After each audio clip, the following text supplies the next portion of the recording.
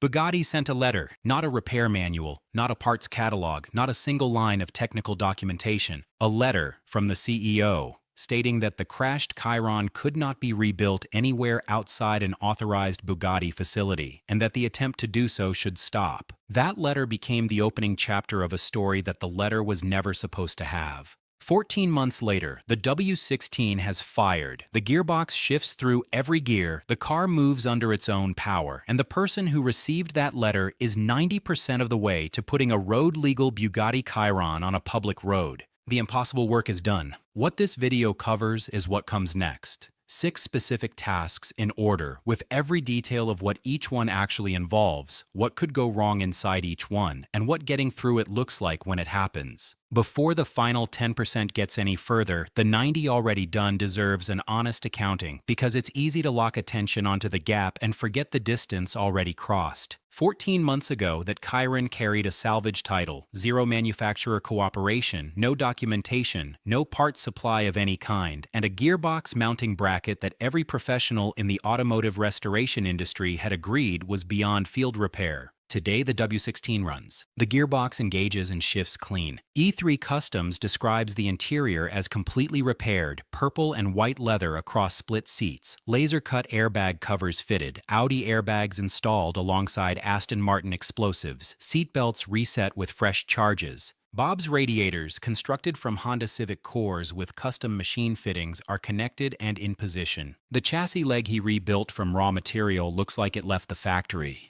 The bracket everyone called irreparable was welded by Bob and improved past its original specification. The list of what this team has accomplished is longer than most complete builds ever produce, from first tool to finished car. 6 tasks remain, and none of them carry the kind of impossibility that defined the beginning of this project. Task 1 starts with the radiators. Bob built them from Honda Civic cores with custom machined fittings, and after installation, a pressure test across the system turned up a leak. Audible, locatable, traced directly to one of the Bob-built units, and the diagnosis came back clean on the fabrication side. Transit damage was responsible, not a failure in the construction. The radiator assembly, with its custom brackets and extended fittings, caught something during transport to the car, and a small breach opened in the core material at the point of impact. Bob welds it closed, and that is very nearly the complete description of what this repair involves. He built the radiator from the start. He knows exactly where the breach sits. He knows the material, and he knows which filler rod closes it to the standard a pressure test will confirm is sound.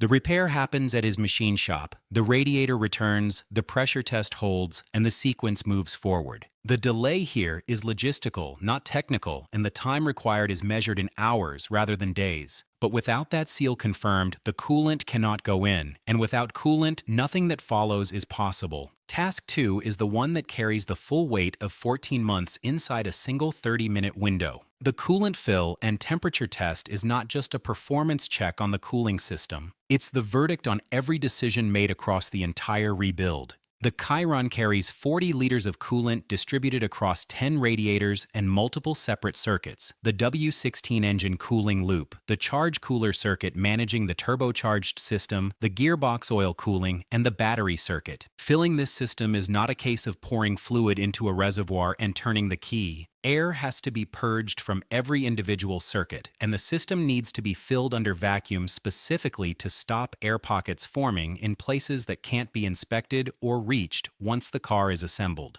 An air pocket doesn't absorb heat the way coolant does. It creates a localized hotspot where temperatures climb independently of everything around it, and under sustained load that damages seals, degrades gaskets, and overheats bearings over time in ways that don't announce themselves immediately. Bob is traveling to Miami specifically for this fill because this engine, after this particular history, requires the most trusted person in the room when the fluid goes in. The history matters here. During an early test of the rebuild, Alex drove the car without coolant, and not briefly. The engine ran, heat built, and the cooling system wasn't managing it. What damage that drive caused, if any, has been an open question from that point forward, and the temperature test is precisely where that question gets its answer. 3 things are watched simultaneously once the engine starts. First, the temperature gauge itself. Rising to normal operating range and leveling off there means the coolant system is working and heat is being managed correctly across the automotive engineering of 10 separate radiators. Rising past normal and continuing upward points to a restriction in flow, an air pocket in a critical location, or a seal already compromised by the earlier drive.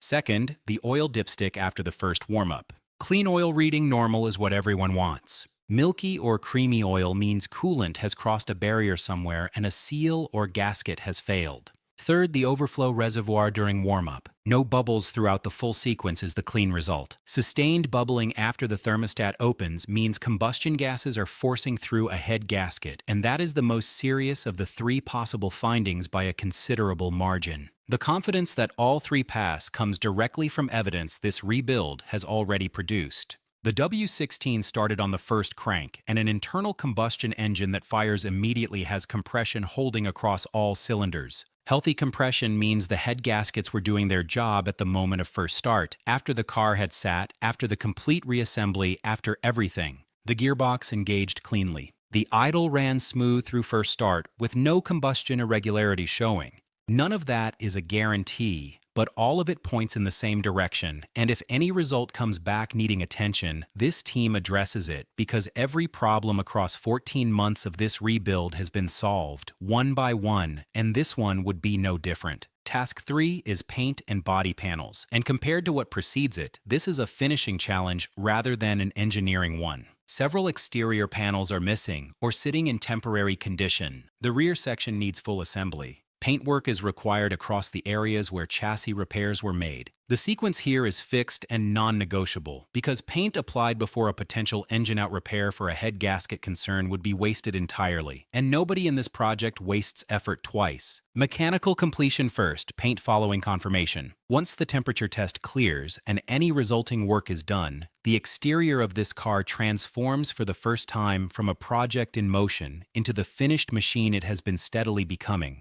The Bugatti Chiron Sport, filmed in varying states of disassembly for over a year, finally presents as what it actually is. Task 4 is where the project crosses a boundary from mechanical achievement into legal standing, and the distinction matters enormously. A car that runs inside a garage is not a car with the right to operate on a public road, and for a salvage-titled hypercar rebuilt without manufacturer support and incorporating custom components, the path from one status to the other is substantially more involved than a standard re-registration process. Individual vehicle approval applies here. The Chiron was salvage titled after the original accident and cannot simply be driven after repair. It must be inspected, the repairs must be verified against construction standards, and a new roadworthiness certificate must be issued. 3 specific areas within that inspection will receive close attention. The gearbox mounting bracket, repaired rather than replaced, has to satisfy an inspector that a welded repair on a safety-critical component meets the required standard. Bob's bracket is stronger than the original part it replaced, but the inspector arrives without that knowledge, which means the documentation, the photographic record of the process, and the technical case for why the repair exceeds original specification all need to be presented clearly. The exhaust, the custom Valvetronic unit fitted during the build, goes through emissions measurement and noise testing, and whether the configuration with primary catalytic converters retained and secondary cats removed passes current legal standards is a specific technical question that only the test result can confirm. The structural repairs, meaning the chassis leg Bob rebuilt and the rejoined monocoque, get assessed against construction standards by the same inspector. All 3 of these are areas Matt and Bob can prepare documentation for and present with confidence backed by physical evidence. What comes immediately after that inspection is the element they cannot prepare or control. Task 5 is the body control module, and this is where Bugatti re-enters the story. After the original accident, the BCM locked into a post-crash fault state with active fault codes across multiple systems running in degraded mode. For an IV inspection, that condition is a straight failure. The car must present with all systems operational and no active fault state showing. Clearing those codes requires Bugatti's proprietary diagnostic system, the Leonardo computer, and the manufacturer that refused every parts request across 14 months, whose CEO publicly declared this rebuild impossible to complete outside an authorized facility, who provided nothing at any stage, now holds the last card in the deck. Not parts, not documentation, not technical specifications. One diagnostic session. Enough time connected to a Leonardo computer to clear the post-crash fault state and return the car to correct baseline operating condition. Whether that session gets arranged through an authorized dealer who performs the reset without requiring formal endorsement from Bugatti's corporate level is the final genuinely open question this build carries. But the legal environment surrounding that question is actively shifting. The European Union Right to Repair Directive takes effect on July 31, 2026, with software techniques that impede independent repair directly prohibited under the legislation. A BCM reset that only manufacturer-controlled tools can perform sits squarely in the category the directive was written to address.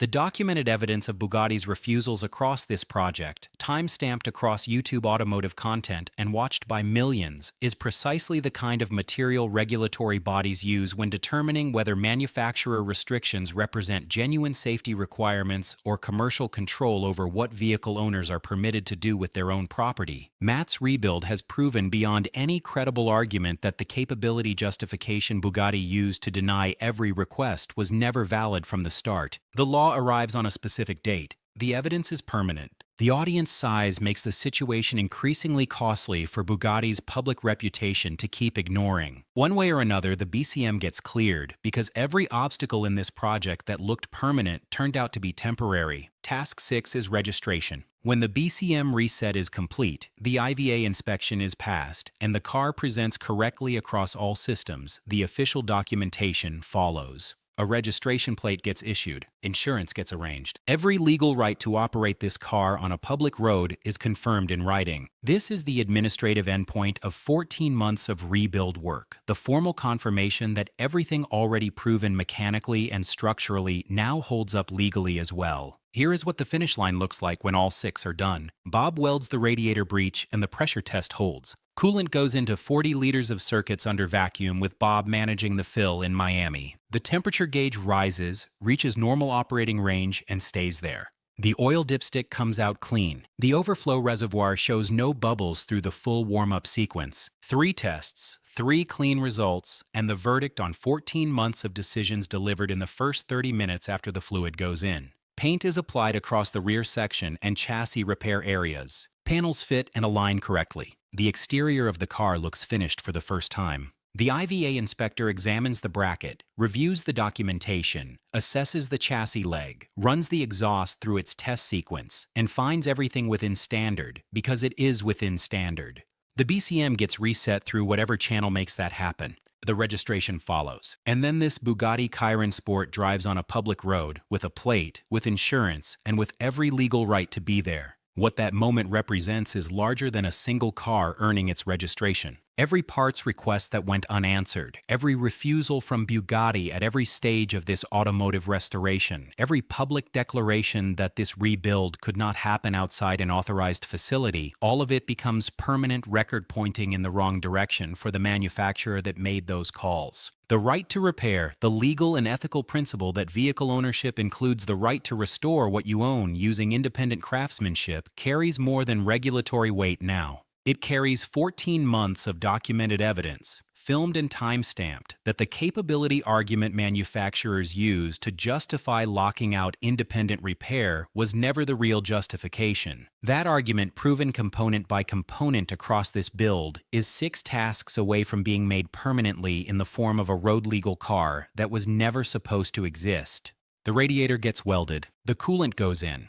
The temperature gauge tells its story. The paint goes on. The IVA passes. The BCM gets cleared. The plate goes on. 6 tasks remaining, each with a path already identified, none of them carrying the impossibility that defined the very beginning. Drop a comment with which of the 6 you think carries the most risk, because your answer shows exactly where you think this rebuild's last real challenge is hiding. Subscribe, because the next video is the 14 months of this build has been working toward, and the temperature gauge will not lie.